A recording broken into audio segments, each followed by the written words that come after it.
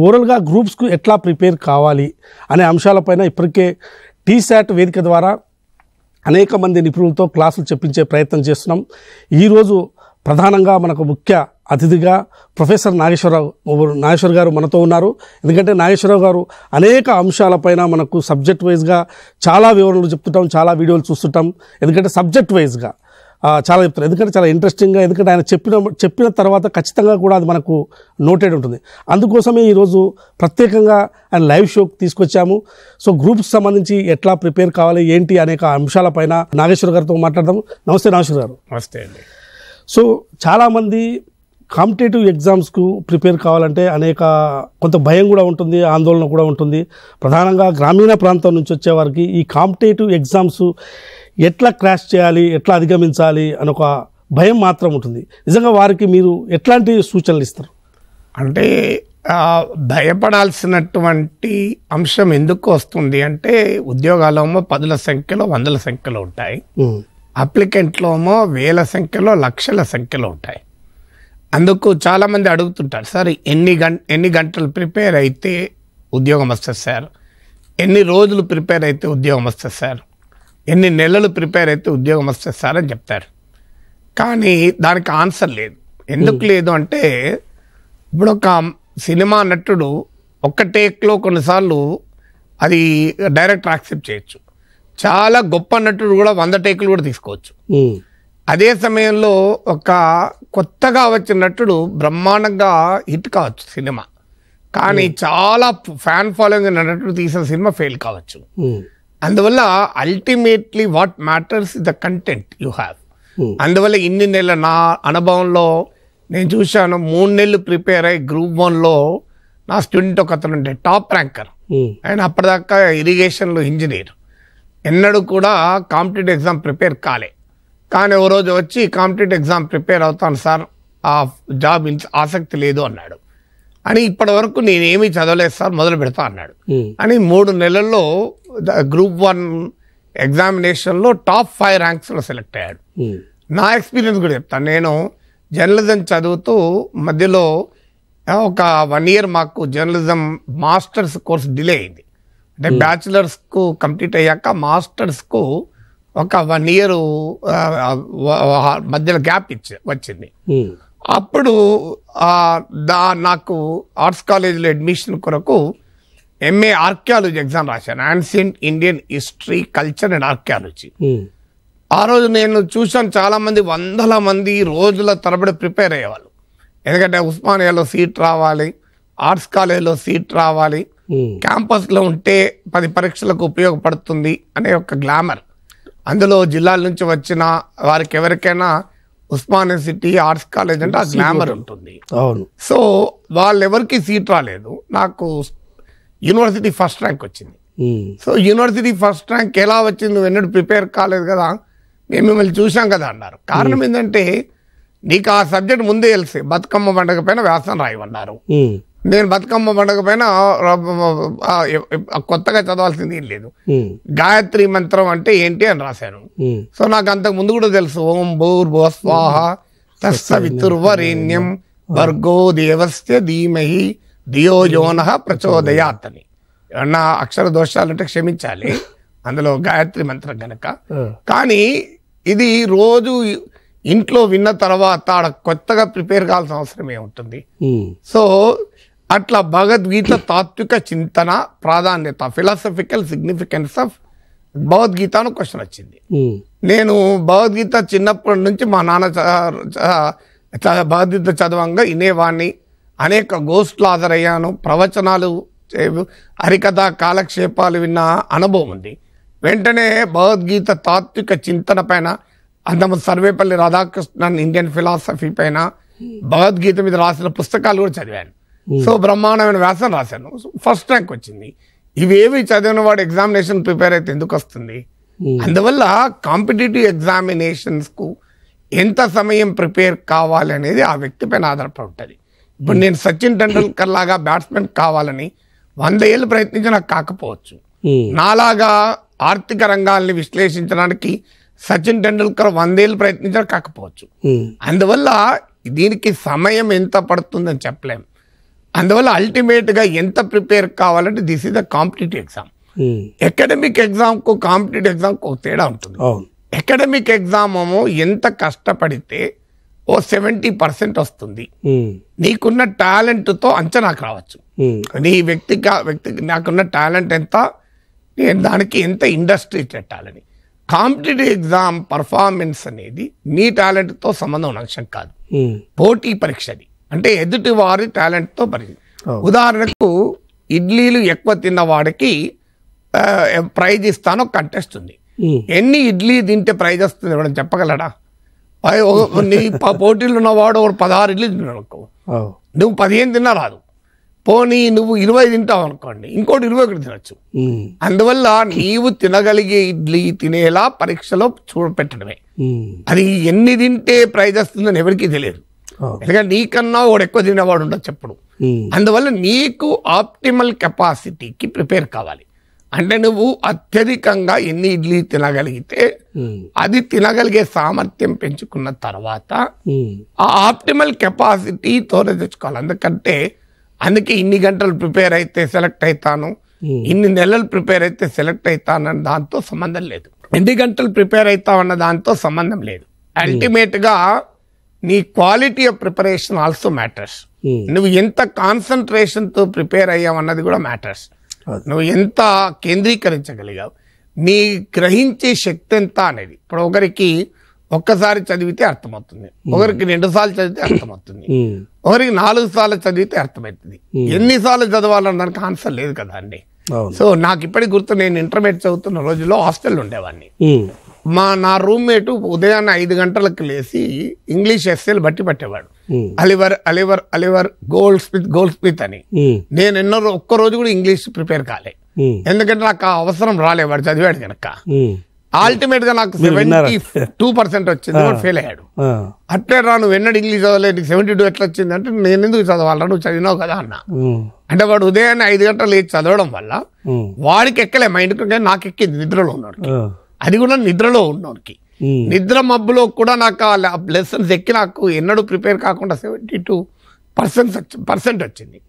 అందువల్ల ఎప్పుడు కూడా కాంపిటేటివ్ ఎగ్జామినేషన్లో నీ కెపాసిటీ పెంచుకోవడము తప్ప దీనికి ఆన్సర్ లేదు. ఎన్ని గంటలు ప్రిపేర్ అయితే, ఎన్ని రోజులు ప్రిపేర్ అయితే, ఎంత చదివితే సెలెక్ట్ అవుతుంది అని.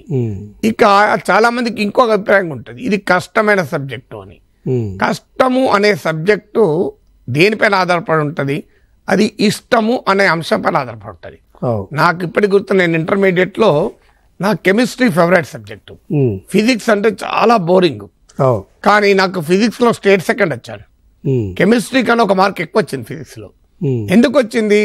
కష్టం ఉన్న దాన్ని జయిస్తేనే కదా నా గొప్పతనం అనిపించింది. అందువల్ల దాని సంగతి తేల్చాను. అందువల్ల ఎప్పుడు కూడా 2 బిల్డింగ్లు 2 అంతస్తులు ఎక్కితే గొప్పతనమే ఉన్నది. సో మీరు అన్నట్టు చాలా మంది ఇప్పుడు సైన్స్ స్టూడెంట్స్ కు కొంచెం ఎకనామీ కానీ పాలిటీ కానీ కొంత ఇబ్బందికరంగా ఉంటుంది. అదే సోషల్ సైన్స్ వారికి ఇది సైన్స్ ఇబ్బంది ఉంటుందని అంటారు. ఇప్పుడు మీరు చెప్తున్న విధానం చూస్తే అంటే నిజమే మీరు అన్నట్లు. ఎందుకంటే ఇప్పుడు ఈ competitive examinations group 1, group 2, civil services, వీటికి అన్ని రకాల డిసిప్లిన్స్ వాళ్ళు వస్తారు. ఈ మధ్య కాలంలో ఇంజనీరింగ్ వాళ్ళు కూడా చాలా మంది వస్తున్నారు. కారణం ఏంటంటే మన రాష్ట్రంలో ఇంజనీరింగ్ సీటు రాకుంటే ఆశ్చర్యపోవాలి, సీట్లు మిగులుతున్నాయి, క్యాండిడేట్లు ఎక్కువ ఉంటున్నారు. అందువల్ల సైన్స్ బ్యాక్గ్రౌండ్ వాళ్ళు ఉంటారు ఎక్కువ మంది, ఆర్ట్స్ బ్యాక్గ్రౌండ్, కామర్స్ బ్యాక్గ్రౌండ్, రకరకాల బ్యాక్గ్రౌండ్స్ ఉన్న వాళ్ళు ఉంటారు. ఏ బ్యాక్గ్రౌండ్ కాంపిటేటివ్ ఎగ్జామ్కు అడ్వాంటేజ్ ఉంటుంది అంటే డెఫినెట్గా సోషల్ సైన్స్ బ్యాక్గ్రౌండ్ ఉన్న వాళ్ళకి ఇనీషియల్ అడ్వాంటేజ్ ఉంటుంది. కానీ సైన్స్ బ్యాక్గ్రౌండ్ ఉన్న వాళ్ళకు అది అసాధ్యం కాదు. ఇప్పుడు ఉదాహరణకు మీరు ఒక 6 అంతస్తుల బిల్డింగ్ ఎక్కాలి, మీరు గ్రౌండ్ ఫ్లోర్లో ఉన్నారు, ఎవడు 2వ అంతస్తులో ఉన్నాడు. ఎవరు ముందెక్కుతారు? టెక్నికల్గా చూస్తే 2వ అంతస్తులో ఉన్నవాడు ముందెక్కాలి. కానీ 2వ అంతస్తు కన్నా నువ్వు ఫాస్ట్గా ఎక్కినావు అనుకో, నువ్వు 6వ అంతస్తు వెళ్ళేవాడికి వాడు 4వ అంతస్తు దగ్గర ఉంటాడు. అందువల్ల ఏ అంతస్తులో ఉన్నావు అన్నది ఇనీషియల్ అడ్వాంటేజ్. కానీ అది మాత్రమే సక్సెస్ నిర్ణయించదు. సక్సెస్ నిర్ణయించడానికి నీవు చూపే ఇంటెలిజెన్స్ ఎంత, నీ ఇండస్ట్రీ ఎంత అనేది ఒక ప్రధానమైన అంశం అవుతుంది. అందువల్ల సైన్స్ స్టూడెంట్స్ కు డిసడ్వాంటేజ్ అనుకోవాల్సిన అవసరం లేదు. సోషల్ సైన్స్ స్టూడెంట్కు కొంత సహజ అడ్వాంటేజ్ ఉండొచ్చు, ఎందుకంటే వాళ్ళు హిస్టరీ, ఎకానమీ, పాలిటీ ముందే చదివి ఉంటారు. కానీ ఇక ఇది చదివితే అదర్థం కాదు, అది చదివితే ఇది అర్థం కాదు అన్నది కూడా నిజం కాదు. ఇది నేనేదో కాలక్షేపం అని చెప్పడం కాదు, నా అనుభవం చెప్తాను. నేను BSc electronics, intermediate mathematics, physics, chemistry with 97% in optionals. Engineering entrance లో ఒక 94 ర్యాంక్ సీట్ రాలే, బిలో 1000 ర్యాంక్ వచ్చింది నాకు ఆ రోజుల్లో. ఇప్పుడంటే 1,00,000 వచ్చిన సీట్ వస్తుంది, వేరే విషయం. అప్పుడు అది ప్లస్ నాకు బిఎస్సి ఎలక్ట్రానిక్స్ లో డిస్టింక్షన్ లేదు. కానీ నేను ఎలక్ట్రానిక్స్ మాట్లాడుతున్నానా, నేను ఎకనామిక్స్ ఎన్నడూ చదవలే. కానీ నేను బడ్జెట్లు విశ్లేషిస్తున్నాను. Indian economic services, Indian civil services వాళ్ళకు ఇంటర్నేషనల్ ట్రేడ్ పైన క్లాసులు చెప్పాను, ఇంటర్నేషనల్ ఎకనామిక్స్ పైన, అంతర్జాతీయ ఆర్థిక వ్యవస్థ, అంతర్జాతీయ ట్రేడ్ పైన క్లాసులు చెప్పాను. సో దాంట్లో మీకు కీన్షియన్ ఎకనామిక్స్ నుంచి మొదలుకొని మార్క్సియన్ ఎకనామిక్స్ వరకు, పొలిటికల్ ఎకానమీ నుంచి మీకు సాంప్రదాయ క్లాసికల్ అడామ్ స్మిత్ ఎకనామిక్ థీరీస్ వరకు, ఫ్రీ మార్కెట్ ఎకనామిక్ థీరీస్ వరకు క్లాసులు చెప్పాను. నేను ఎకనామిక్స్ నేను చదవలేము నా లైఫ్లో. నేను పొలిటికల్ సైన్స్ కూడా చదవలే. పొలిటికల్ సైన్స్ లో డాక్టరేట్ ను, ఎందుకంటే జర్నలిజం సబ్జెక్ట్ పైన పొలిటికల్ సైన్స్ డిపార్ట్మెంట్ లో డాక్టరేట్. కానీ నా లైఫ్ లో పొలిటికల్ సైన్స్ ఎప్పుడు చదివానంటే మా మిస్సెస్ ఎంఏ పొలిటికల్ సైన్స్ రాసేటప్పుడు ఆమె క్లాసులు చెప్పడానికి చదివాను. కానీ మరి నేను పొలిటికల్ సైన్స్, రాజ్యాంగం పైన రోజు మాట్లాడతాను. I'm not a student of constitution or law, కానీ సుప్రీంకోర్టు తీర్పుల పైన, రాజ్యాంగ అంశాల పైన చాలా సాధికారికంగా కూడా మాట్లాడుతుంటాను. అందువల్ల ఒక సబ్జెక్టు నేపథ్యం ఉంది కనుక ఇంకో సబ్జెక్టు రాదు అనుకోవడం తప్పది. నేను ఇప్పుడు చాట్ జీపీటీ పైన మాట్లాడినట్టే ఎకనామిక్స్ పైన కూడా మాట్లాడుతున్నాను కదా. న్యాయంగా అయితే నేను చాట్ జీపీటీ ఒకటే మాట్లాడాలి, నాది ఎలక్ట్రానిక్స్ బ్యాక్గ్రౌండ్ కనుక. సో మరి ఇది ఎట్లా మాట్లాడగలుగుతున్నాను అంటే, మనకు ఆసక్తి అంటూ ఉంటే అది ఇదని కాదు, తెలుగు సాహిత్యం కూడా మాట్లాడచ్చు, మనకు ఆసక్తి ఉండాలి. అందువల్ల నీ బ్యాక్గ్రౌండ్ ఫలానిదే ఉండాలి అని ఎక్కడా రూల్ లేదు. So but social science background ఉంటే ఇనీషియల్ అడ్వాంటేజ్ ఉంటుంది, ఎందుకంటే కొంత పరిచయం ఉంటుంది. కానీ సైన్స్ స్టూడెంట్స్ కూడా ఒక అడ్వాంటేజ్ ఉంటుంది.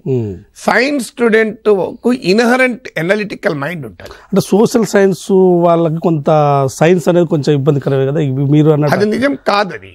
అది మీకు సైన్స్ అనేదైనా సోషల్ సైన్స్ అయినా రెండు ఆధారపడేది బేస్డ్ ఆన్ సైంటిఫిక్ మెథడ్. ఇప్పుడు నేను పిహెచ్డి సోషల్ సైన్స్ లో చేశాను, నా కింద దాదాపు 20 మంది ఇప్పటికి పిహెచ్డి చేశారు. So in social science research మెథడాలజీలో కూడా మేము సైంటిఫిక్ మెథడ్ చెప్తాం. It is scientific method, not science. There is a difference between science and scientific method. అందుకే పాలిటిక్స్ ఏమంటారు, పొలిటికల్ సైన్స్ అంటారు. మరి సైన్స్ కానీ ఎందుకన్నారు, సోషల్ సైన్స్ అంటారు. ఎందుకంటారు సోషల్ సైన్స్ అని? సో కారణం ఏంటంటే scientific method, systematic study of anything is called science. Systematic study of natural objects is called natural science. Systematic study of physical phenomena is called physical sciences. But systematic study of anything is science. అందువల్ల social science students కు అయినా science కాదది. ఇప్పుడు competitive exam లో అడిగే science real గా శాస్త్ర విజ్ఞానం యొక్క లోతుల్లోకి వెళ్ళి అడగరు. సో సెమీ కండక్టర్స్ ఎలా పనిచేస్తాయని అడగరు. It is only an application of science. So general science అది, ఎవ్రీడే అప్లికేషన్ ఆఫ్ సైన్స్.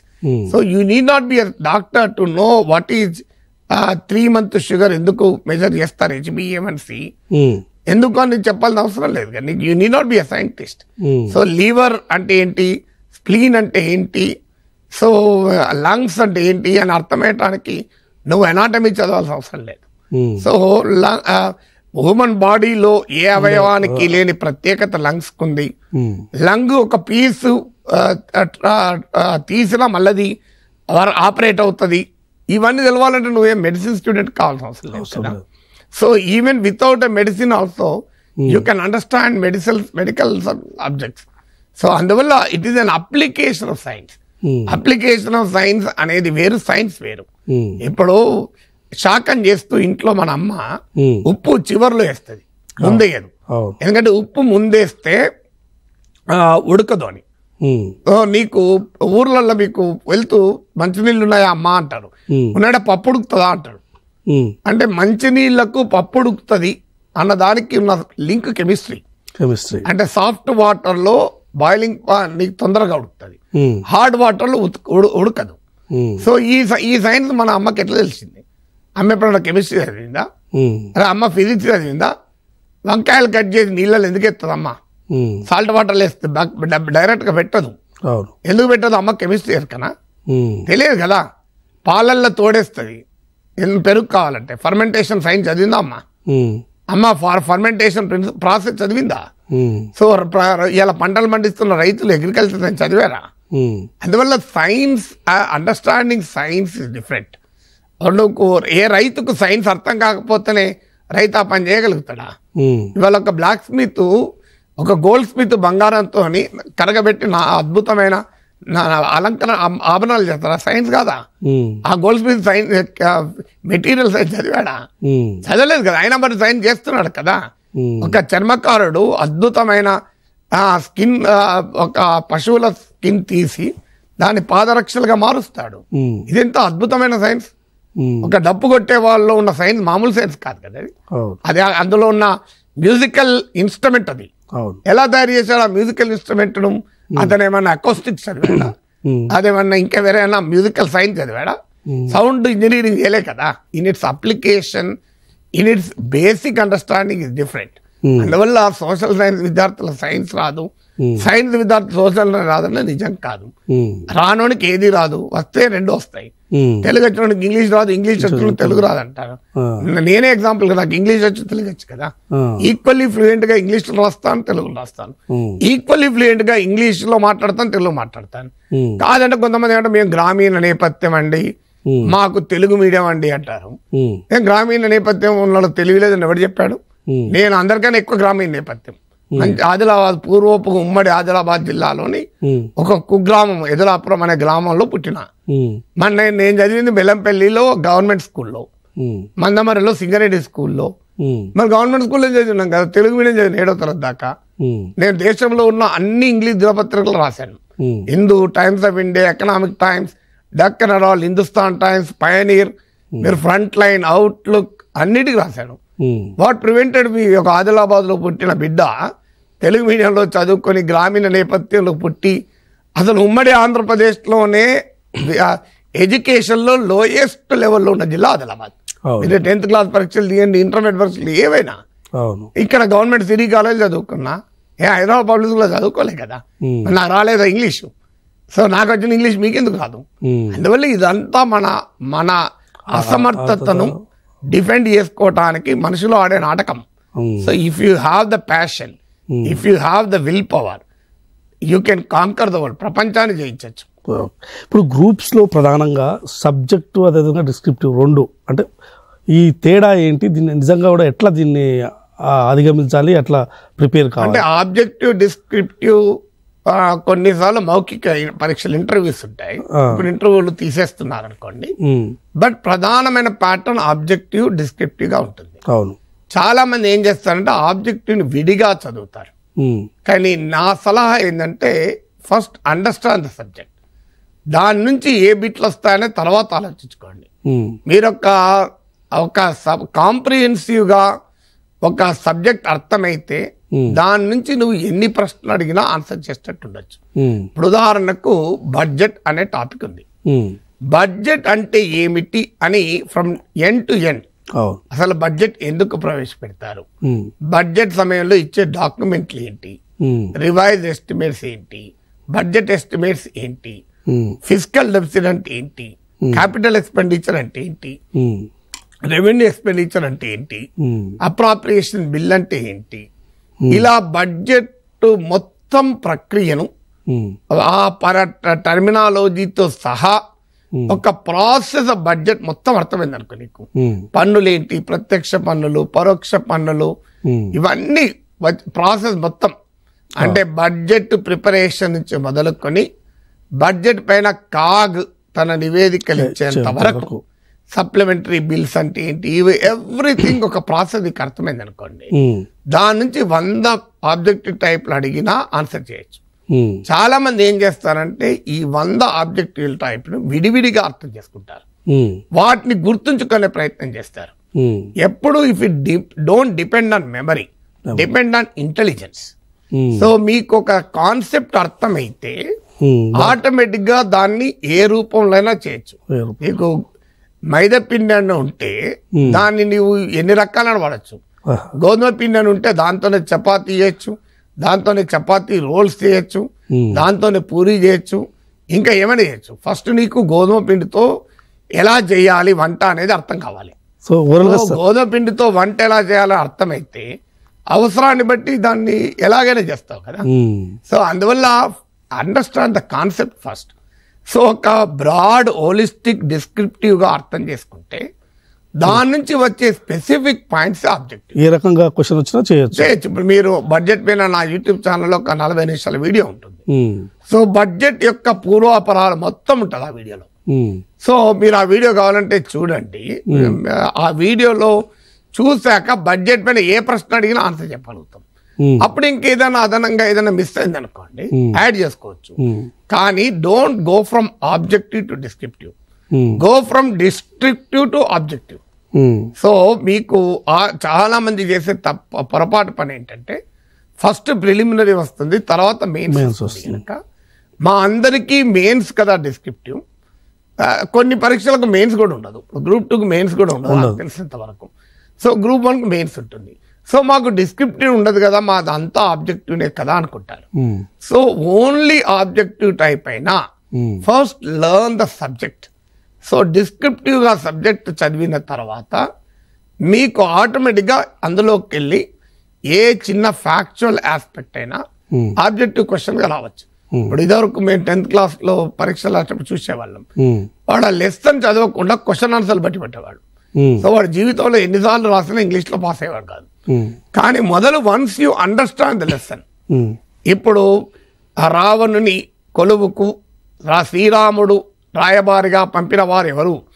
ఏ హనుమంతుడు, బి అంగదుడు, సి జాంబవంతుడు, డి విభీషణుడు. అంటే అంగదుడు అంగదుడు అంగదుడు అని బట్టి పెట్టినా అనుకోండి, నీకు అది ఒక క్వశ్చన్. రెండో క్వశ్చన్ ఎందుకు చెప్తున్నాను, అందరికీ తెలిసిన సబ్జెక్ట్. సంజీవని పర్వతాన్ని ఎవరు తీసుకువచ్చారు? ఏ హనుమంతుడు, బి సుగ్రీవుడు, సి విభీషణుడు. ఇలా అన్నాం అనుకోండి, బి హనుమంతుడు, ఏ హనుమంతుడు, ఏ హనుమంతుడు, ఏ హనుమంతుడు అని చదువుతాను అనుకోండి. సో ఈ 4 పేర్లలో ఏది సీత పేరు కాదు? వైదేహి, మైథిలి, జానకి అని ఇట్లా ఇంకో పేరు ఇచ్చామనుకోండి. సో ఇవి అర్థం కావాలంటే నీకు ఇలా చదివితే రామాయణం పైన ఒక 100 ఆబ్జెక్టివ్ టైప్ ప్రశ్నలు వస్తాయి. సో ఈ శ్రీరాముని గురువు ఎవరు? ఏ వశిష్ఠుడు, బి విశ్వామిత్రుడు, సి దుర్వాసుడు, డి నారదుడు. అంటే వశిష్ఠుడు. ఇవి పట్టిన దానికన్నా నువ్వు రామాయణం మొత్తం ఒకసారి చదివి రామాయణ మహాకావ్యాన్ని అర్థం చేసుకున్న తర్వాత నీవు అందులో ఎన్ని ప్రశ్నలు చేయొచ్చు. సుగ్రీవుడు ఏ రాజ్యానికి ఇచ్చాడు? ఏ కోశల, బి కిష్కింద. ఇలా అన్నా అనుకోండి, కిష్కిందాన్ని బట్టి టిక్ పెట్టేస్తాడు. సో నీవు కిష్కిందాన్ని బట్టి పట్టాలని అవసరం లేదు. సుందరాకాండ దాకా ఆల్రెడీ చదివి ఉంటాడు కనుక కిష్కింద రాజ్యము అనేది తనకు తెలియకుండానే తెలుసుంటది. అంటే అన్ని రాజ్యాల గురించి కోశలు ఎవరు పాలిస్తూ తెలవాలి, కిష్కింద ఎవరు పాలిస్తే తెలిస్తే అప్పుడు ఆటోమేటిక్ గా కోశలు ఎవరు, శ్రీరాముడి రఘువంశమా ఏమంటే అన్ని తెలుస్తాయి. సో అందువల్ల జానకి అని ఎందుకు అంటారు? జనకుని కూతురు అని తెలిసినాక జానకి అని నువ్వు చెప్పాల్సిన అవసరం లేదు. సో అందువల్ల జనకుని కూతురు అని తెలియకుంటే నీవు సీతను జానకి అంటారని తెలవడం అర్థమవుతుంది, కష్టమవుతుంది.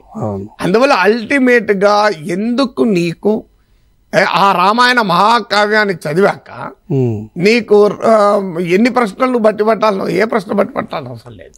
ఎందుకంటే లెర్నింగ్ మెథడ్ అర్థం కావాలి. నేను ఒకసారి నా కొడుకు ఎంఎస్కు జిఆర్ఈ మీద ప్రిపేర్ అవుతున్న జిఆర్ఈలో అత్యంత కష్టమైన part English vocabulary, most difficult part. అందులో ఇంజనీరింగ్ విద్యార్థులకు అందులో ఉండే arithmetic, numerical aptitude, quantitative aptitude, quant అంటారు. క్వాంట్ వారు చాలా ఈజీగా చేయగలుగుతారు, ఎందుకంటే ఆల్రెడీ ఇంజనీరింగ్ బ్యాక్గ్రౌండ్ ఉంటుంది కనుక. కానీ ఎవరికైనా difficult part English. So vocabulary అందులో మరీ డిఫికల్ట్ పార్ట్. అది నేను మా అమ్మ మీద పరీక్ష పెడితే మా అమ్మకు 70% కరెక్ట్ చెప్పింది. సో మా అమ్మ ఎన్నడూ ఇంగ్లీష్ చదువుకోలే, ఆమె చిన్నప్పుడు ఎప్పుడో 2వ తరగతి దాకా చదువుకున్నది. కామన్ సెన్స్ తో చెప్పింది. ఎలా చెప్పింది? అమ్మ పదాలను ఉదాహరణ చెప్పాను నేను. అమ్మ మా కాలేజీ ముందట బాగా పిల్లలు జమైనరు, అల్లరి అవుతుండే అమ్మ, పోలీసులు వచ్చి లాఠీ లేపిండమ్మా, అందరూ హెల్టర్ స్కెల్టర్ అయిండమ్మా అన్న. అని హెల్టర్ స్కెల్టర్ అంటే ఏంటమ్మా అన్న అంటే ఎక్కడోడక్కడ ఉరికిండారా అన్నది. కరెక్ట్, అదే ఆన్సర్. నువ్వు ఆ వర్డ్ బట్టి పెట్టావనుకోండి, ఎన్నిసార్లు వేసినా వాడికి అర్థం కాదు. ఉదాహరణకు మా అమ్మతో చెప్పా, అమ్మ వాడు బాగా ఎక్కువ తన గురించి తానే పొగరమ్మా, వాడు ఇక్కలేని ఇగోయిస్టమ్మా అన్న. ఇగోయిస్ట్ అంటే ఏంటంటే అహంకారం ఎక్కువ ఉన్నాడా అన్నది. అంటే కాంటెస్ట్ చెప్పితే ఆటోమేటిక్గా పదాలు గుర్తుంటాయి. సినిస్టర్, డెక్స్ట్రస్ అనే 2 పదాలు ఉన్నాయి ఇంగ్లీష్లో. సినిస్టర్ అంటే నెగటివ్, డెక్స్ట్రస్ అంటే పాజిటివ్గా ఎఫెక్టివ్.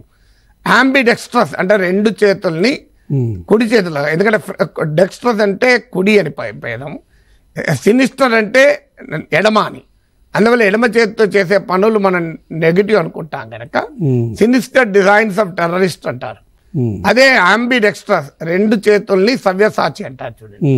అలా దేనికైనా మనకు దాని రూట్స్ లోకి వెళ్ళి ఆ ఎటిమాలజీ అంటారు ఇంగ్లీష్లో, ఆ పదానికి ఉన్న మూలం ఏంటి అని తెలిస్తే ఇక పదం వర్ధన్నా గుర్తుంటది. సబ్జెక్టును ఫండమెంటల్స్ నుంచి చదవడం మొదలు పెడితే అది గుర్తుంటుంది. అందువల్ల ఆబ్జెక్టివ్, డిస్క్రిప్టివ్ అని పెట్టుకోకండి.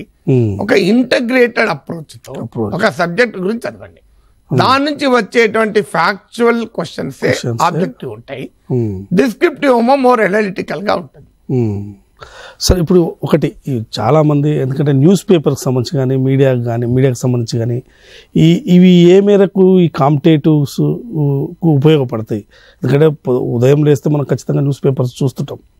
సో రకరకాలుగా బిజినెస్ అని, స్పోర్ట్స్ అని, పొలిటికల్ అని అన్ని విభాగాలు కూడా ఉంటాయి ఇప్పుడు ఇవాళ రేపు న్యూస్ పేపర్స్లో.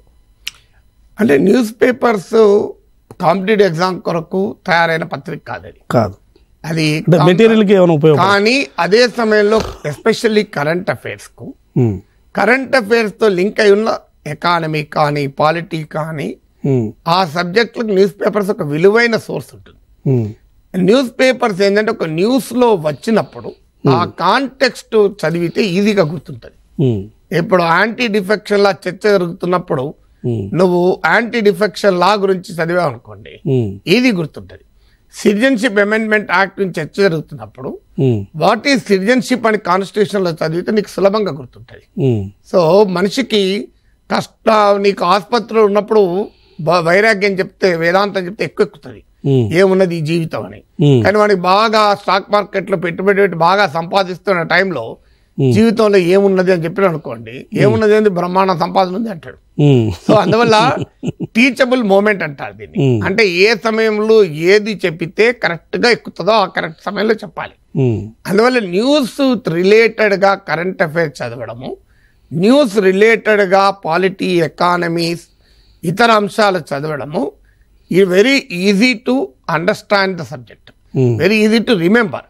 సో మీకు చంద్రయాన్ 2 వచ్చినప్పుడు ఎపోజీ అంటే ఏంటి, సో చంద్రయాన్ 2 వచ్చినప్పుడు వెలాసిటీ అంటే ఏంటి అని చదివితే నీకు ఈజీగా అర్థమవుతుంది. స్ట్రాటోస్ఫియర్ అంటే ఏంటిది అని అడిగితే అర్థమవుతుంది. ఓజోన్ లేయర్ అంటే ఏంటి అర్థమవుతుంది. నువ్వు నార్మల్ టైంలో చదివిన దానికన్నా స్పేస్ సైన్స్ గురించి చంద్రయాన్ ప్రయోగ సమయంలో చదివితే that is the teachable moment.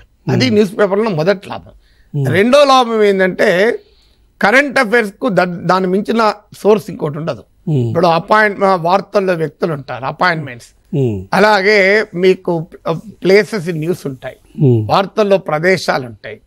So ఇలాంటివి సమకాలీన పరిణామాలు మీకు న్యూస్ పేపర్స్ లోనే దొరుకుతాయి, ఏ బుక్ లో అయినా కూడా ఇమీడియట్ గా దొరకవు. అయితే అదే సమయంలో న్యూస్ పేపర్స్ కాంపిటేటివ్ ఎగ్జామ్స్ కొరకు రూపొందించినవి కావు. అందువల్ల మీడియాలో వచ్చేది కాంపిటేటివ్ ఎగ్జామ్స్ కు ఉపయోగపడుతుంది. ఇప్పుడు నేను మాట్లాడే వీడియోలు కూడా కాంపిటేటివ్ ఎగ్జామ్స్ కు ఉపయోగపడచ్చు, కానీ కాంపిటేటివ్ ఎగ్జామ్స్ కొరకే నేను మాట్లాడలేదు. దాని నుంచి నువ్వు డ్రా చేసుకోగలగాలి.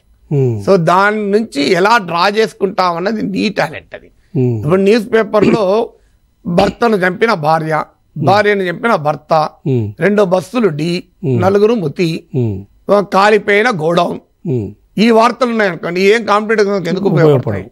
దేనికి ఉపయోగపడవు. ఫైనాన్స్ కమిషన్ ఏర్పాటు అని చదివాం అనుకోండి, అది కాంపిటేటివ్ ఎగ్జామ్కి ఉపయోగపడుతుంది. సో అందులో ఫైనాన్స్ కమిషన్ సభ్యుడు ఎవరు, కొత్త చైర్మన్ ఎవరు, ఫైనాన్స్ కమిషన్ కు ఏ టర్మ్స్ ఆఫ్ రెఫరెన్స్ ఇచ్చారు, ఇది ఎన్నో ఫైనాన్స్ కమిషన్, అంతకుముందు ఫైనాన్స్ కమిషన్ ఎవరుండే, ఈ డేటా ఉంటుంది. ఆ డేట్ కొన్నిసార్లు కొన్ని మంచి న్యూస్ పేపర్స్ లో ఫైనాన్స్ కమిషన్ కున్న రాజ్యాంగ పొందిక కూడా రాయొచ్చు.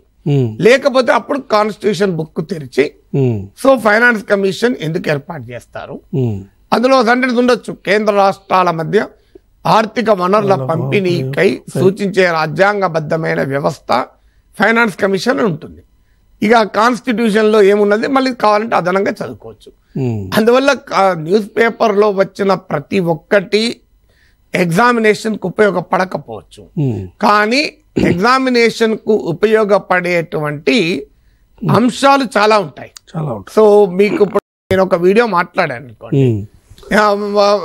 పలానా ఇండియా కూటమి బహిరంగ సభ పెట్టింది ఢిల్లీలో కేజ్రీవాల్ అరెస్ట్ పైన, దీనిపైన మాట్లాడిన వీడియో కాంపిటేటివ్ ఎగ్జామ్ కి ఉపయోగపడదు. కానీ కచ్చి దీవులు దానిపైన ఇటీవల ప్రధానమంత్రి నరేంద్ర మోడీ ట్వీట్ చేశారు.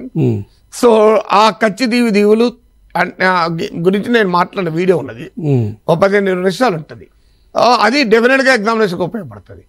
అంటే కచ్చి దీవులు ఎక్కడ ఉన్నాయి, దీని మీద ఏంటి వివాదము, ఎందుకు వివాదము, ఇది ఎగ్జామినేషన్ కు రిలేటెడ్ మళ్ళీ.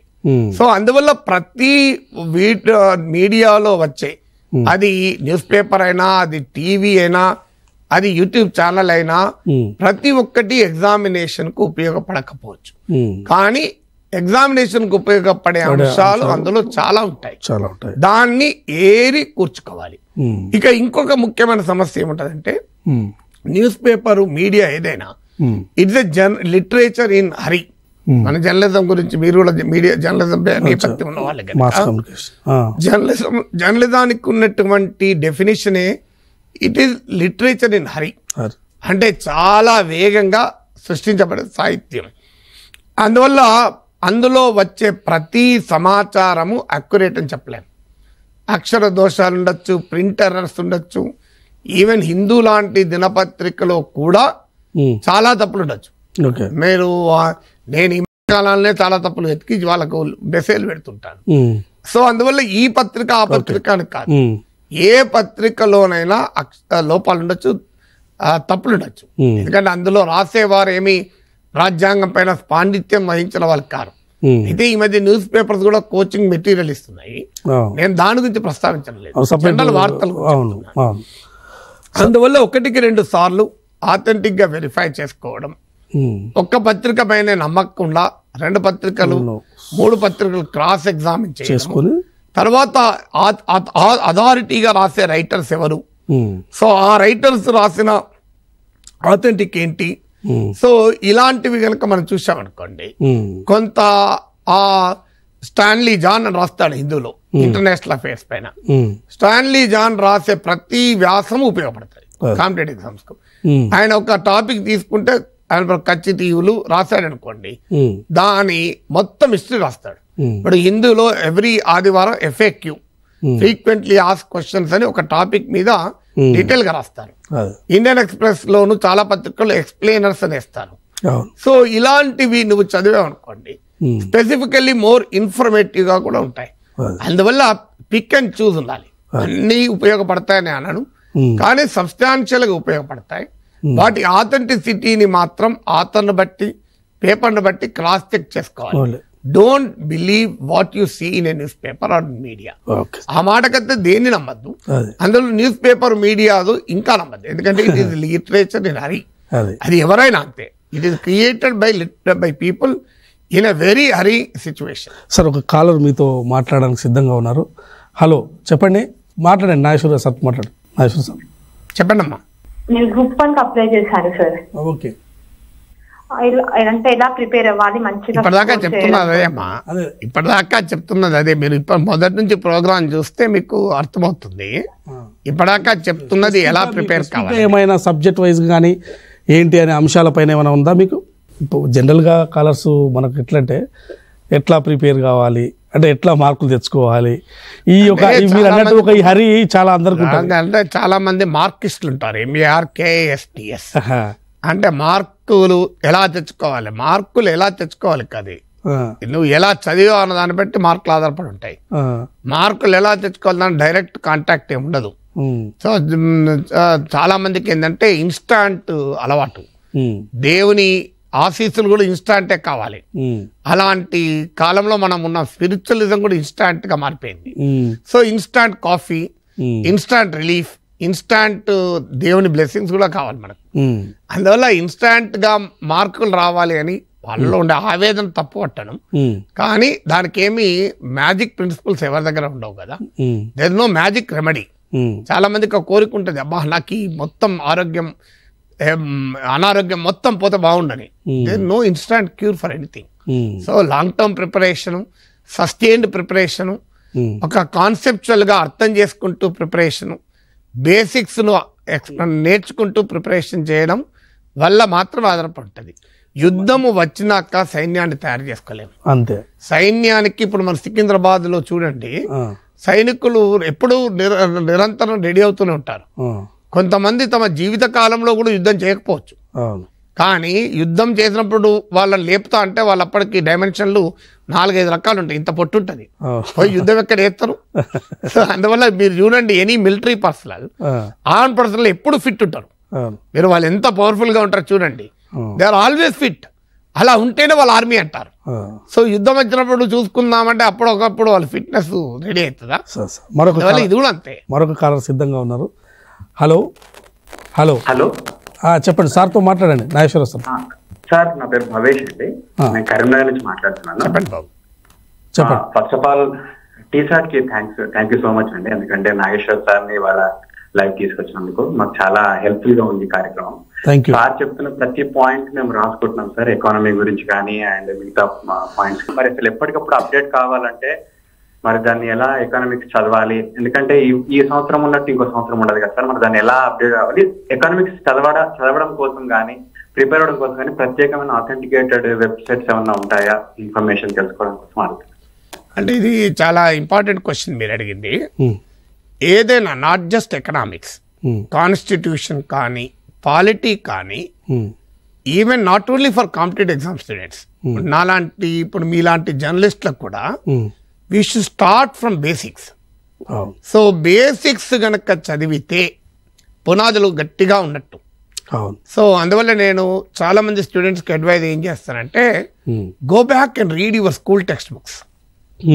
మళ్ళీ వెళ్ళి మీరు ఇంటర్మీడియట్ వరకు, మీరు ఇంటర్మీడియట్ అంటే కొంతమందికి ఉండకపోవచ్చు సోషల్ సైన్స్, కానీ 10th వరకు అయితే అందరికీ సోషల్ స్టడీస్ ఉంటుంది.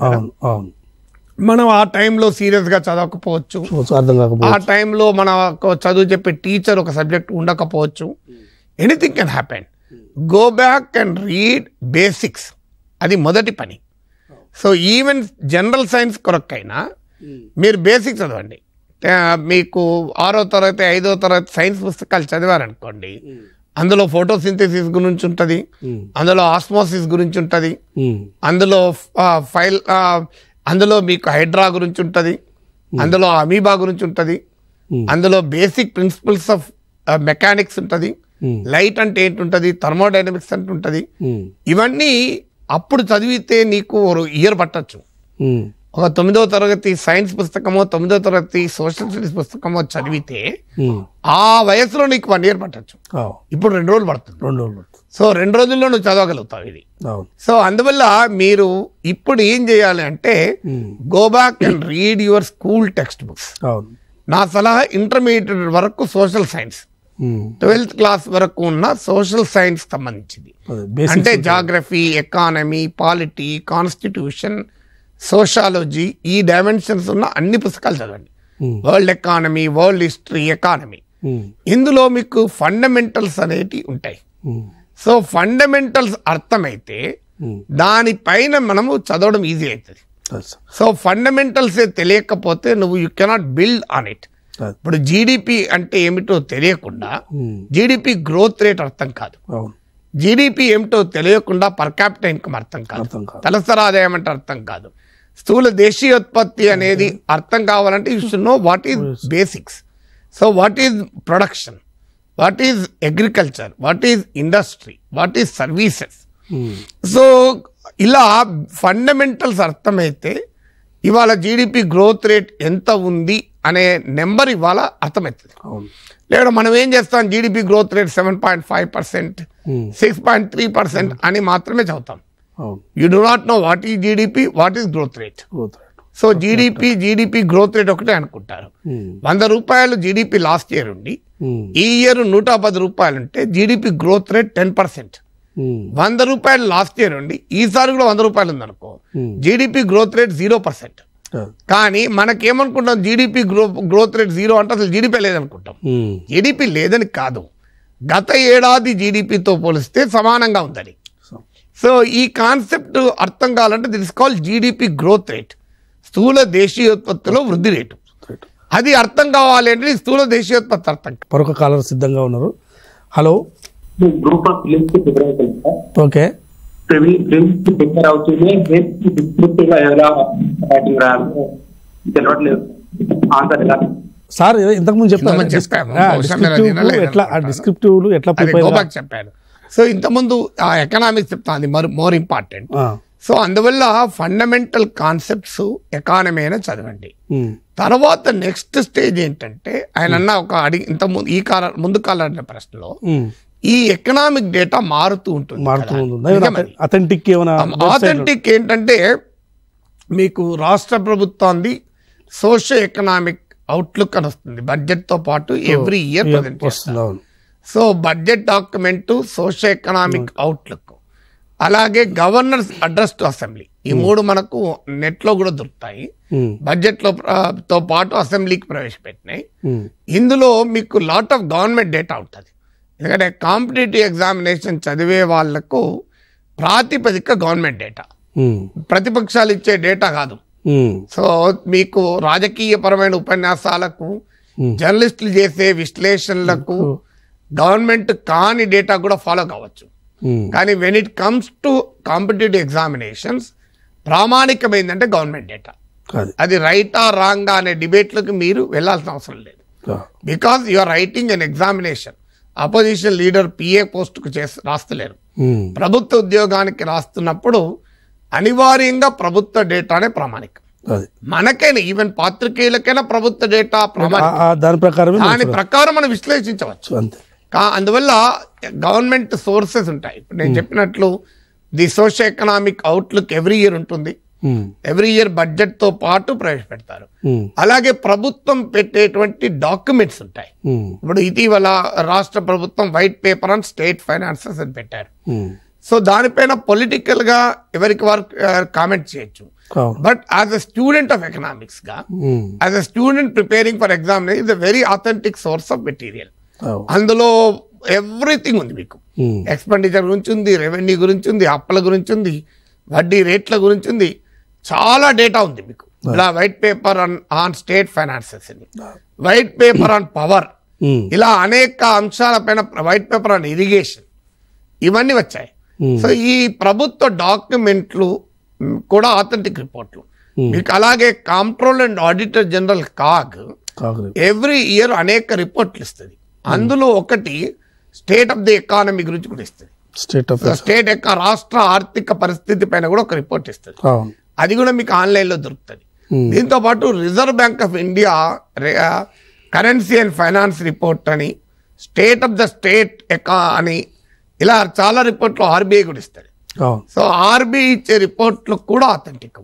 సో ఎనీ గవర్నమెంట్ ఏజెన్సీ, నీతి ఆయోగ్ కానీ, కేంద్ర ప్రభుత్వ సంస్థ, అలాగే కేంద్ర ప్రభుత్వం ఫైనాన్స్ మినిస్టర్ పార్లమెంటుకు ఎకనామిక్ సర్వే ప్రవేశపెడతాడు.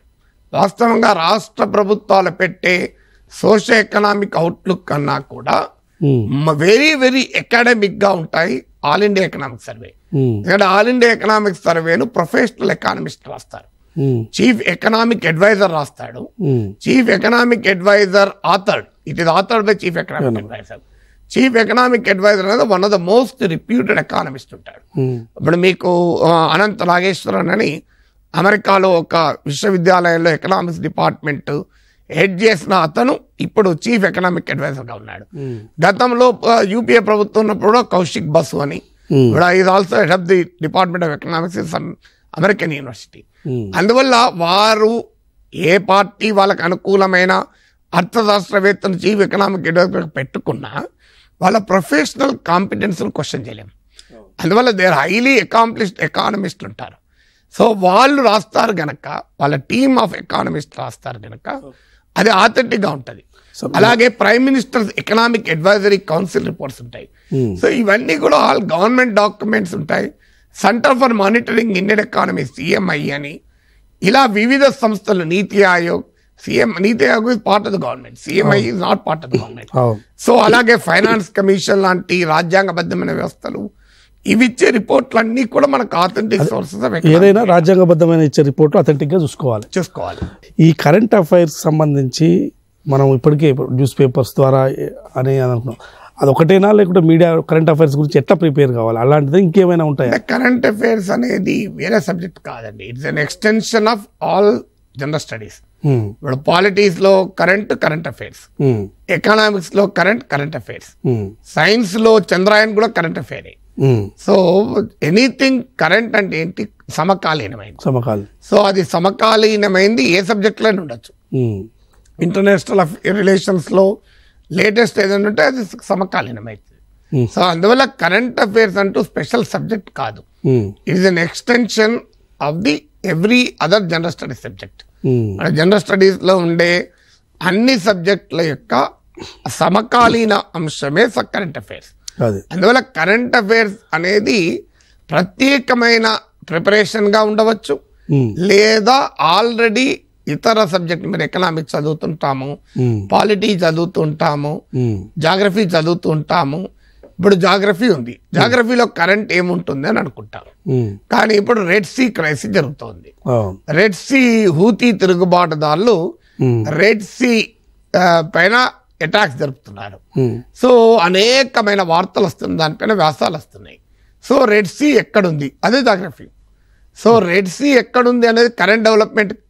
కరెంట్గా రెడ్ సీ పుట్టలే, కానీ కరెంట్ అఫైర్స్ ఎందుకు అయింది, అది అక్కడ హూతీ తిరుగుబాటుదారులు అటాక్ చేస్తున్నారు, ఇష్యూ జరుగుతుంది కాబట్టి కరెంట్ అఫైర్. ఇప్పుడు రెడ్ సీ చర్చ కనుక సూయజ్ కెనాల్ చర్చ వస్తుంది. సో సూయజ్ కెనాల్లో పెద్ద బోట్ ఇరుక్కుంది. సో సూయజ్ కెనాల్ అంటే ఏంటి? సో అల్టిమేట్లీ మనము సమకాలీన పరిణామాల వల్ల even geography can be current affairs. So అందువల్ల దానికి తగ్గట్టుగా మనం ప్రిపేర్ కావాలి.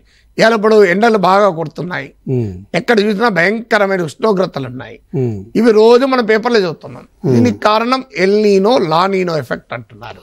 సో ఈ వాతావరణ మార్పులకు. సో ఎల్ నీనో అంటే ఏంటి, లా నీనో అంటే ఏంటి, జాగ్రఫీ. సో ఇలా మనము సమకాలీన అంశాలను ఈజీగా ఎంచుకోవచ్చు. అందువల్ల న్యూస్ పేపర్లు చదవడం వల్ల వాట్ ఈస్ కరెంట్ అనేది మనకు అర్థమవుతుంది. సార్ మరో కాలర్ సిద్ధంగా ఉన్నారు. హలో సార్, నేను railway employee sir. Okay. So current work చేస్తూ నాకు ఏ విధంగా ఏ టైంలో అనేది నాకు కొద్దిగా మీరు సజెస్ట్ చేయగలరా సార్? అంటే మీకు అది టైం మేనేజ్మెంట్ అండి. టైము అనేది ఎఫెక్టివ్గా వాడుకుంటే ఒకటి మీ వర్క్లో మీకు ఫోకస్ ఉండాలి.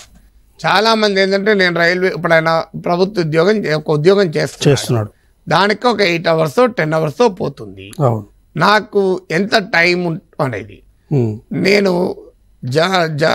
జర్నలిస్ట్గా పనిచేశాను, జర్నలిజం టీచర్గా పనిచేశాను, లెజిస్లేటర్గా పనిచేశాను, పబ్లిక్ యాక్టివిస్ట్గా ఉన్నాను. అన్ని పనులు ఏకకాలంలో చేశాను.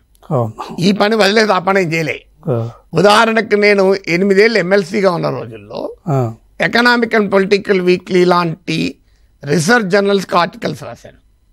అదే సమయంలో Birla institute of technology and sciences bits Hyderabad క్యాంపస్లో 4 ఏళ్ళు విజిటింగ్ ప్రొఫెసర్గా క్లాసులు చెప్పాను. అదే సమయంలో ఎమ్మెల్సీగా రోజు ధర్నాలు, పోరాటాలు, రిప్రజెంటేషన్లు, సమావేశాలు, నిరంతరం పబ్లిక్ యాక్టివిటీలో ఎక్కడా తగలే. అదే సమయంలో న్యూస్ పేపర్స్కు, వెబ్సైట్లకు రాశాను అదే టైంలో. ఎక్కడ డిఫరెంట్. నేనే ఒక ఎగ్జాంపుల్ కదా. ఎందుకు నా ఉదాహరణ చెప్తున్నానంటే నేను ఆ రోజుల్లో నేను ఎస్ఏ క్లాసులు కూడా చెప్పుకుంటాను. ఎందుకంటే నేను ఎమ్మెల్సీ అయినప్పుడు గారు నాకు యూనివర్సిటీలో 80,000 శాలరీ ఉండే, 80,000. ఎమ్మెల్సీగా 40,000 ఉండే. సగానికి సగం నా శాలరీ పడిపోయింది. తర్వాత పెరిగింది, తర్వాత ఇంకా భారీగా పెరిగింది. ఇప్పుడు ఆ రోజుల్లో చాలా కష్టం అండి. పిల్లలు చదువుకుంటున్నారు, డబ్బులు లేవు. నా కూతురు ఢిల్లీ పబ్లిక్ స్కూల్ అడ్మిట్ చేయాలని వెళ్ళి ఫీజు చూసి భయపడి వచ్చేసాను. నార్మల్ స్కూల్లో చదివించాను. సో అప్పుడు 40,000 సరిపోయేది కాదు. కారు వేసుకొని తిరగాలన్నా, సో 10 మందికి ఇంత హోటల్లో భోజనాలు పెట్టించాలన్నా, ఏమంటుండే గన్మెన్లు పిఏలకు అందరికి వెళ్ళి భోజనం పెట్టాలన్నా 1000 రూపాయలు వేసేది. అలాంటి పరిస్థితుల్లో ఉన్నప్పుడు ఏం చేసామని రోజు ఉదయాన్నే గ్రూప్ 1 వాళ్ళకి ఎస్ఏ క్లాస్ చెప్పుకొని పోయి ఎమ్మెల్సీగా చేసేవాడిని. సో అప్పుడు ఆ ప్రతిపక్షంలో తెలుగుదేశం వాళ్ళు ఉండే, అడిగేవాడిని తెలుగుదేశం, మీరు రేపు పొద్దున ఏమన్నా అల్లరి చేస్తున్నారా, సభ వాయిదా పడుతుందా అని. సభ వాయిదా పడుతుంది నాకు చెప్పండి, ఒక గంట ఎక్కువ క్లాస్ చెప్పుకొని వస్తా అని. సో మనకు అప్పుడు టీడీపీ ఎమ్మెల్సీలు మిత్రులు ఫోన్లు చేసి చెప్పేవాళ్ళు, అన్నా నువ్వు క్లాస్ చెప్పుకో, మేము ఎలాగో అల్లరి చేస్తున్నాం, వాయిదా పడుతుంది సభ అని. అట్లా సభ వాయిదా పడ్డ తర్వాత నేను టీ బ్రేక్ తర్వాత వచ్చేవాడిని, నా ముందు తెలిసేది కనుక. సో ఎగ్జాంపుల్ చెప్తున్నా, ఇట్లా నీవు సమయము ఉండకపోవడానికి క్వశ్చన్ లేదు. 24 గంటల్లో పట్టుదల ఉంటే అన్నిటికీ సమయం ఉంటుంది. ఇవాళ నేను రోజు 20 న్యూస్ పేపర్లు చదువుతాను, కనీసం 20 న్యూస్ పేపర్లు, 10 మ్యాగజైన్లు, వెబ్సైట్లు, ఇవన్నీ చదువుతాను. నాకు ఎట్లా టైం దొరుకుతుంది? అఫ్కోర్స్ ఇప్పుడు నేను ప్రొఫెసర్గా రిటైర్ అయ్యాను, వేరే విషయం. ఈవెన్ రిటైర్ కాకముందు కూడా చదివాను, రిటైర్ ఇవాళ అయ్యాను, రిటైర్ కాకముందు కూడా చదివాను. అందువల్ల అల్టిమేట్ గా మన ఫోకస్, అటెన్షన్ ఎంత ఉంటుంది, డెఫినెట్ గా కొంత ఎఫెక్ట్ అవుతుంది, కాదని అనను. ఇప్పుడు నేను ఉస్మాన్ సిటీ పోయేటప్పుడు రెగ్యులర్ గా వెళ్ళి క్లాసులు చెప్పాలి కనుక నాకు కొంత టైం ఇప్పుడు ఎక్కువ దొరుకుతుంది రిటైర్ అయినాక. అందువల్ల మీరు ఏం చేయాలంటే మొదలు ఉన్న సమయాన్ని సమర్థవంతంగా వినియోగించుకోవడం నేర్చుకున్నాక, తర్వాత ఎగ్జామినేషన్ దగ్గర పడ్డ సమయంలో అవసరమైతే లీవ్ పెట్టచ్చు. అందువల్ల టైం, రిసోర్సెస్ వాడడము, క్రియేటివ్ టాలెంట్. మీరు ఇంట్లో వెళ్ళి అమ్మ దగ్గర కూర్చోండి, అమ్మ ఎంత క్రియేటివ్గా వంట చేస్తో ఆలోచించండి. వారం రోజులకు ఒక కూరగాయలు తెచ్చుకుంటారు, లాస్ట్కి వచ్చే వరకు 2 వంకాయలు మిగులుతాయి, ఒక 2 ఆలు మిగులుతుంది, ఒక టమాటా మిగులుతుంది, ఒక క్యారెట్ ముక్క మిగులుతుంది.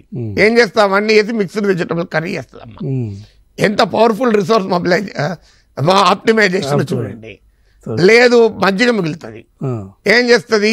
తెల్లారి మజ్జిగ పులుసు పెడుతుంది. సో మజ్జిగ పులుసు ప్రత్యేకంగా పెట్టాల్సిన అవసరం లేదు. మజ్జిగ మిగిలినప్పుడే మజ్జిగ పులుసు పెట్టినా వాస్తవంగా పుల్లటి మజ్జిగలో మజ్జిగ పులుసు ఇంకా టేస్టీ ఉంటుంది.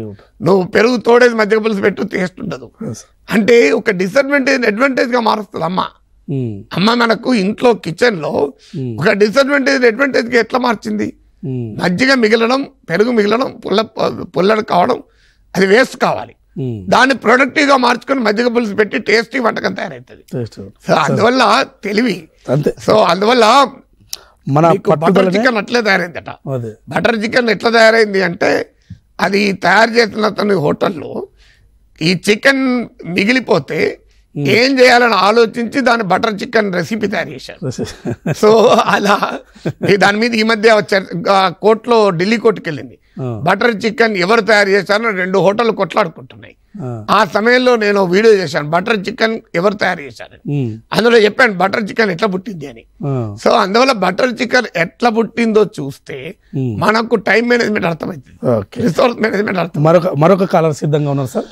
జనరల్ ఎస్ఐ గురించి అది ఎలా స్టార్ట్ చేయాలి, దాన్ని కన్ఫ్యూజన్ ఎలా అవ్వాలి, ఐఎస్ మార్క్స్ కోసం మీరు చెప్పండి సార్. అంటే ఎస్ఏ మీకు ప్రిపేర్ కావడం అంటే ఏమి ఉండదండి. మీరు essay is nothing but extension of general studies. So మీరు ఎస్ఏకి ప్రిపేర్ అయితే జనరల్ స్టడీస్ కూడా ప్రిపేర్ అయినట్లే. సమస్య ఏంటంటే ఎస్ఏ ఒక ఎక్కువ లార్జర్ కాంపోజిషన్ రాయగలగాలి. అంటే మోర్ ఇన్ఫర్మేటివ్గా, మోర్ నాలెడ్జబుల్గా, వైడర్ రీడింగ్ ఉండాలి. ఎందుకంటే ఏ ఎస్ఏ అడుగుతారో ఎవరికి తెలియదు. ఎందుకంటే ఎస్ఏకు సిలబస్ అంటూ ప్రత్యేకంగా చెప్పలేము మనం. సో అందువల్ల ఎకనామిక్స్ పైన ఎస్ఏ అడగచ్చు, పాలిటిక్స్ పైన ఎస్ఏ అడగచ్చు, సైన్స్ పైన ఎస్ఏ అడగచ్చు, దేనిపైన ఎస్ఏ అడగచ్చు. అందువల్ల ఒక దానిపైన కాంప్రిహెన్సివ్ అండర్స్టాండింగ్ ఉండాలి. రెండవది, ఆ కాంప్రిహెన్సివ్ అండర్స్టాండింగ్ ను నీవు సిస్టమేటిక్ గా డివైడ్ చేసుకోగలగాలి. అంటే ఇప్పుడు ఒక వ్యాసం రాసేటప్పుడు ఏంటంటే ఒక థీమ్ ను సబ్ థీమ్స్ గా విడగొట్టగలగాలి. ఇప్పుడు ఒక లార్జర్ థీమ్ నువ్వు తీసుకుంటావు, ఆ సబ్ థీమ్స్ గా డివైడ్ చేయగలగాలి. ఆ సబ్ థీమ్స్ ను డివైడ్ చేసుకోగలిగితే ఈచ్ సబ్ థీమ్ ఒక సబ్హెడింగ్ అయిపోతుంది. సో అప్పుడు నువ్వు సులభంగా ఆ సబ్జెక్టును అన్ని యాంగిల్స్ నుంచి నువ్వు స్టడీ చేయగలవు. తర్వాత ఉదాహరణకు అలాగే థర్డ్ ఆస్పెక్ట్ ఏంటంటే ఒక మంచి ఇంట్రొడక్షన్ రాయగలగాలి. ఇంట్రొడక్షన్ కు 2 లక్ష్యాలు ఉంటాయి. ఒకటి అట్రాక్ట్ చేయగలగాలి, సబ్జెక్టును ఇంట్రొడ్యూస్ చేయాలి. 2 కలిపితే అట్రాక్టివ్లీ సబ్జెక్ట్ ఇంట్రొడ్యూషన్. అలాగే ఒక కంక్లూజన్ అంటే ఎస్సేలో నీవు ఆర్గ్యూ చేసినటువంటి పాయింట్స్ ను ఒక లాజికల్ ఎండ్కు తీసుకురావడం కంక్లూజన్. ఒక ఎస్సే గనక ఒక సమస్య పైన ఉంటే పరిష్కారాలు రాయాలి. ఉదాహరణకు క్లైమేట్ చేంజ్ పైన ఎస్సే అడిగారు, వాతావరణ మార్పు పైన, దానికి మీరు నిర్దిష్టమైన పరిష్కారాలు సూచించగలగాలి. సో గ్లోబల్ రిసెషన్ మీద ఎస్సే అడిగారు, ఎకనామిక్ రిసెషన్ అని. మీరు అన్ఎంప్లాయ్మెంట్ మీద క్వశ్చన్ అడిగారు, దానికి పరిష్కారాలు కూడా చూపెట్టగలగాలి. ఎందుకంటే ఇది ప్రభుత్వ ఉద్యోగాలకు వెళ్తున్న ఎగ్జామ్. ప్రాబ్లమ్ సాల్వింగ్ కెపబిలిటీ అనేది చాలా చాలా కీలకం. ఇప్పుడు ఉదాహరణకు మీరు ఒక డిప్యూటీ కలెక్టర్ గా ఉద్యోగం చేస్తారు, లేదా మీరు డిఎస్పీగా ఉద్యోగం చేస్తారు. డిఎస్పీ దగ్గరికి ఒక అతను వచ్చి, ఒక అమ్మాయి వచ్చి, సార్ నన్ను ఫలానా వాడు వేధిస్తున్నాడు సార్ అన్నారనుకోండి, డిఎస్పీ ఏం చెప్పాలి? పరిష్కారం చెప్పాలి. అమ్మా నువ్వు ఈసారి వస్తే వాడిని చెప్పు తీసుకుని కొట్టు, లేదు వాడు ఉండగానే మాకు ఫోన్ చేయి, ఏదో ఒక సొల్యూషన్ చెప్పాలి. అలా కాకుండా అవునమ్మా మహిళల్ని చిన్న చూపు చేస్తున్న సమాజంలో మనం బతుకుతున్నాం, ఇది పితృస్వామిక వ్యవస్థ, పితృస్వామిక విలువల ప్రభావం వల్ల ప్రజలు ఈ రకంగా ప్రవర్తిస్తున్నారని ఉపన్యాసం చెప్పారనుకోండి, ఆమెకు ఉపయోగపడుతుందా? సో యు ఆర్ నాట్, అక్కడ నీ స్కాలర్షిప్ కాదు, యువర్ యాక్షన్ మ్యాటర్స్. నువ్వు ఒక పేదవాడు డిప్యూటీ కలెక్టర్ దగ్గరకు వచ్చాడు అనుకోండి, వాడికి జీవనోపాధి చూపెట్టే మార్గం చెప్పాలి తప్ప పేదరికానికి ఎకనామిక్స్ లో అనేక కారణాలు అని మొదలు పెట్టావు అనుకోండి, ఏం లాభం? అందువల్ల నీవు పరిష్కరించాలని చూపగలగాలి. అందువల్ల ఎస్ఏ క్వశ్చన్ గనక ఒక సబ్జెక్ట్ పైన ఉంటే, ఒక ప్రాబ్లం పైన ఉంటే ఆల్వేస్ సజెస్ట్ క్వశ్చన్స్. తర్వాత ఆర్గ్యుమెంటేటివ్ టాపిక్స్ ఉన్నాయనుకోండి, 2 వైపులా కూడా వాదన పెట్టి ఒక కంక్లూజన్ కావాలి.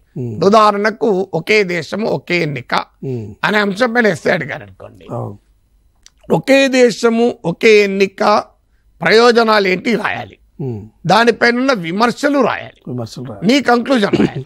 కానీ 1 సైడెడ్ గా ఉండకూడదు. సో తర్వాత ఎస్సేలో కోట్స్ ఉండాలి. ఇప్పుడు రామ్నాథ్ కోవింద్ కమిటీ ఉంది, ఆ కమిటీ సిఫారసులు ఏంటి అని రాయకుండా నువ్వు ఒక ఎస్సే రాసావనుకోండి, మార్కులు రావు. ఎందుకంటే కరెంట్ అప్డేటెడ్ గా ఉండాలి, ఆథెంటిక్ గా ఉండాలి. సో మీరు ఇప్పుడు ఎకనామిక్స్ పైన ఒక ఎస్సే రాశారు, లేటెస్ట్ ఎకనామిక్ సర్వే ప్రకారం అని రాయగలగాలి. సో ఈ కోట్స్ అనేది చాలా వాల్యూ తెస్తుంది. ఇప్పుడు మనకు లడ్డూలో పైన కాజులు కిస్మిస్లు కనబడితే ఆ లడ్డు చూస్తేనే తినాలనిపిస్తుంది. సో అందువల్ల అలా కాజులు కిస్మిస్లు ఈ కోట్స్. సో ఒక ఎస్సేలో కాజులు కిస్మిస్లు ఉండాలి. తర్వాత ఎప్పుడు ఎస్సేను నెగటివ్ తోనో క్వశ్చన్ మార్క్ తోనో లేదా విపరీతమైన కంక్లూజన్ తో అవాయిడ్ చేయకూడదు. ఉదాహరణకు భారతదేశ నైబర్హుడ్ ఫారిన్ పాలసీ, ఇరుగు పొరుగు దేశాలతో విదేశాంగ విధానం, దీనికి నువ్వు పాకిస్తాన్ సంగతి తెల్చాలి, పాకిస్తాన్ పైన యుద్ధం చేయాలని చెప్పి సబ్జెక్ట్ ఎండ్ చేసాం అనుకోండి, మోడీ కరెక్షన్ చేయడం మార్కలేడు. సో ఎందువల్ల you are not suppose to end with a controversial thing. So నీకు నక్సలిజం గురించి ఎస్ఏలు అడిగారు అనుకోండి, వామపక్ష తీవ్రవాదం, వీళ్ళని ఎన్కౌంటర్ చేయడమే పరిష్కారం రాసామనుకోండి, మార్కులు వస్తాయా? సో అందువల్ల మార్కులు రావాలంటే మోడరేట్ ఒపీనియన్ ఉండాలి, ఎక్స్ట్రీమ్ ఒపీనియన్ ఉండకూడదు, ప్రాక్టికల్ సజెషన్స్ ఉండాలి, థియరిటికల్ ఆన్సర్ ఉండకూడదు. అందువల్ల కాంపిటేటివ్ ఎగ్జామ్ లో ఒక ఆప్టిమిజం తో, ఒక ప్రాబ్లమ్ సాల్వింగ్ తో ఎస్ఏ ఎండ్ కావాలి.